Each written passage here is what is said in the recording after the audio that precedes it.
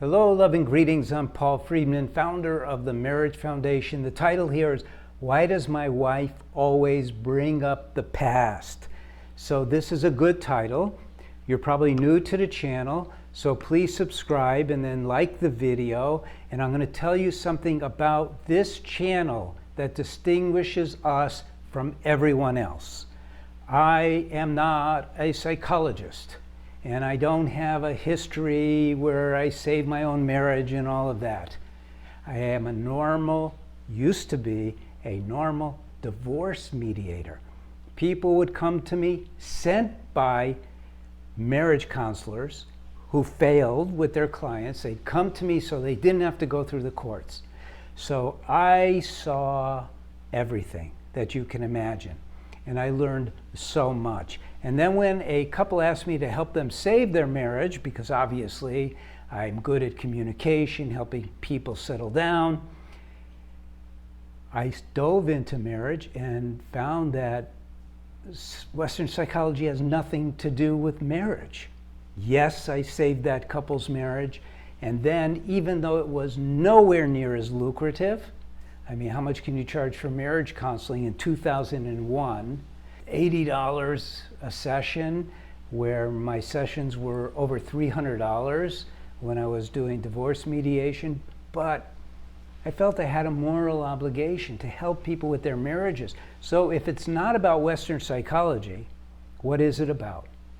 You got married with two main reasons in mind, even though they weren't really in your mind.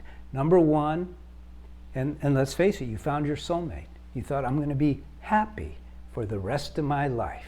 So happiness is the number one objective in marriage for both a man and a woman. The second, which is tied to happiness, is experiencing that unconditional love that you really only found before if you had a good mom, maybe your dad too, and definitely not a sibling, right? So unconditional love, you find it in marriage because marriage is unique. This is one of the things I discovered, is that we choose who we love. We choose how much we're going to open our hearts to somebody. These are all free will. It's all about free will. So when have you ever heard anything from a marriage expert talk about free will? Talk about love. Isn't that funny? They never talk about love. If you go to marriage counseling, what do they talk about? Well, what seems to be the problem here, right? Useless. What I share with you is not useless. So I met with people for 8 years, discovered that I had to meet with individuals. Meeting with couples was worse than useless. I get into that in other videos, hundreds of videos. Be a subscriber. Now, I discovered working with an individual was enough to turn a marriage around. We went online about 9 years later. We've been saving thousands of marriages with our courses, with our books. This is not an advertisement. I'm just telling you the reality. Now, let's go to the topic at hand.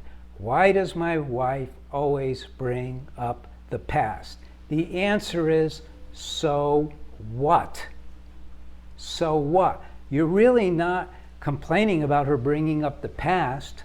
You're really complaining because it's making you uncomfortable, because somehow it's putting you on the spot. Now we get to another reality. Who's being put on the spot? Now, you found your soulmate, right? So your soulmate means that you're connected at the soul level. What is the binding agent? Is love. Love, joy, those are the binding agents. What gets in the way of love, universally speaking, doesn't have to apply to marriage, is your mind. Your mind is in between, you could say, you, the soul, and your body. You didn't see that coming, right? But we are souls. We don't have a soul. We are souls. What you have is a body and a mind. The body, as you know from middle school, is driven by the drive to survive, self-preservation. It's constantly telling your mind, watch out for this, watch out for that. That's dangerous. There's an opportunity. What you need to do is rise above this ego stuff, because that's the ego. Ego is a combination of you, the soul, and your mind. And until you start learning to control your mind and go, it's okay if she's bringing up the past. Who cares? So you go, oh, okay, I can talk about the past a little bit, but you are amazingly beautiful. You just changed the subject on the practical level. And internally, what you're doing is you start cultivating that love that you have for your wife. You start focusing your attention on her beauty, on her wonderful attributes, and you leave this little thing. It is a failure on her part. It's a flaw, no question, but who cares? Who doesn't have any flaws, right? Ignore the flaw. Don't be disrespectful to her. Don't say to her, who cares about my past? That's not what I'm saying. What I'm saying is you be the man who she fell in love with, the soul. You get it? Read my books, watch these videos, like this video, leave a comment.